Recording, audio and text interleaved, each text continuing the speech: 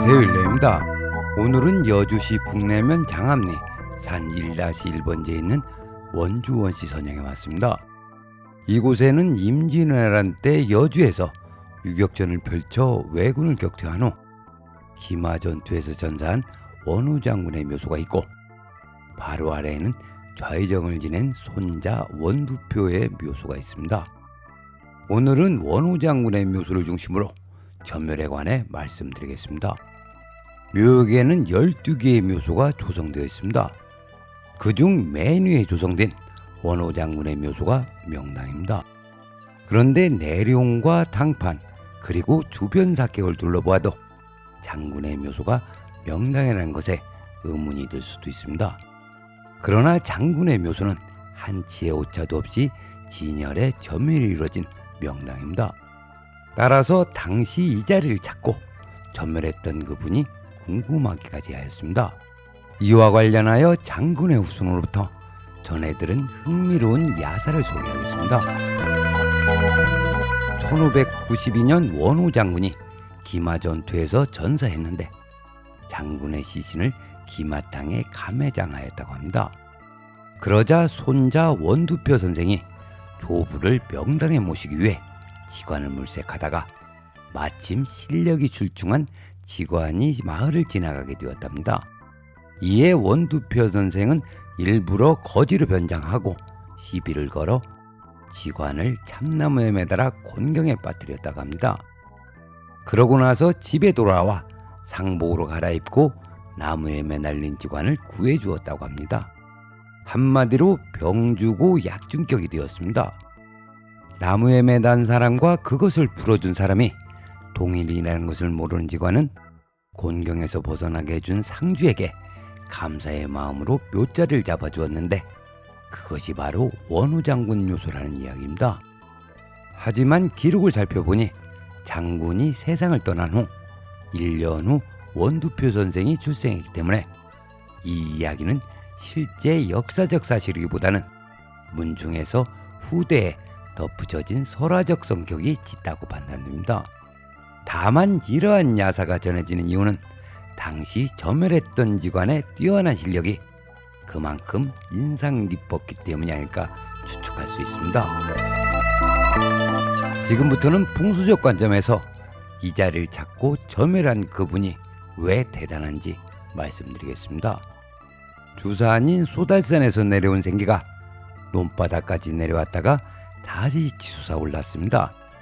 치솟아 오른 생기는 능선을 타고 진행합니다.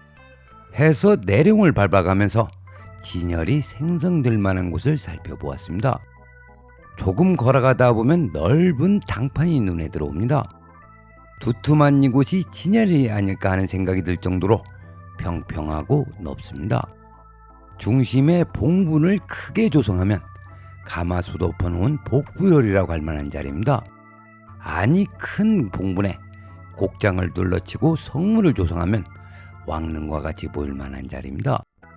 그러나 이 자리는 진열이 아닌 분기처라는 것이 문제입니다.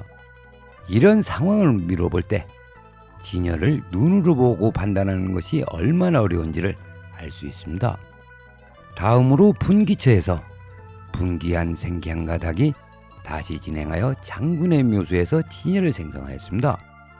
막상 장군의 묘소를 둘러보면 당판이라고 하기에는 뭔가 좁다는 생각이 들고 청룡과 백꽃 또한 약하다는 생각이 듭니다. 뿐만 아니라 진열이 백꽃 방향으로 치우쳤습니다. 형기적으로 장군의 묘소가 진열이라고 하기에는 뭔가 부족하다는 생각이 듭니다. 그러나 인기우선으로 내려온 생기가 장군의 묘소에서 진열을 생성하고 남은 여기는 280도 신방으로 빠져나가 높바닥에 형성된 수기처에서 개수기를 실현하였습니다. 역량 또한 대단한 자리로 이 자리를 찾고 적확하게 점멸했다는 것이 감탄스러울 지경입니다. 그 옛날 이 자리를 찾고 점멸하신 분은 분명 생기의 기적작용에 통하셨으리라 생각됩니다. 다음으로 보시는 이미지가 신방의 수기처입니다. 넓은 논바닥에서 이곳에서만 물의 흔적이 있습니다. 후손에게 이곳의 상태를 여쭤보니 이 부근만 수렁론에 가깝다고 했습니다.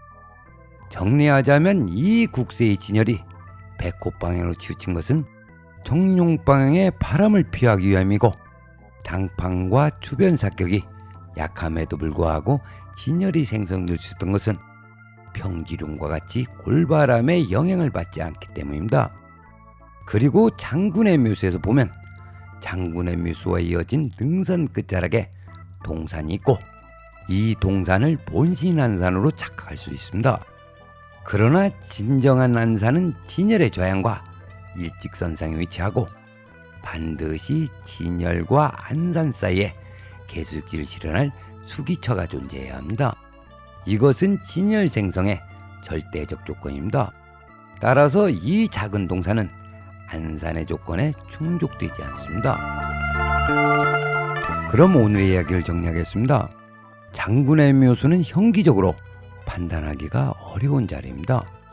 그럼에도 불구하고 그 옛날 이 자리를 찾고 적확하게 점혈한 분이 계셨습니다. 참으로 존경스러울 뿐입니다. 그리고 지간과 상주와의 관계는 알 수 없는 인연의 고리가 있지 않는가 하는 생각이 들었습니다. 오늘은 여기까지 하겠습니다. 시청해 주셔서 감사합니다.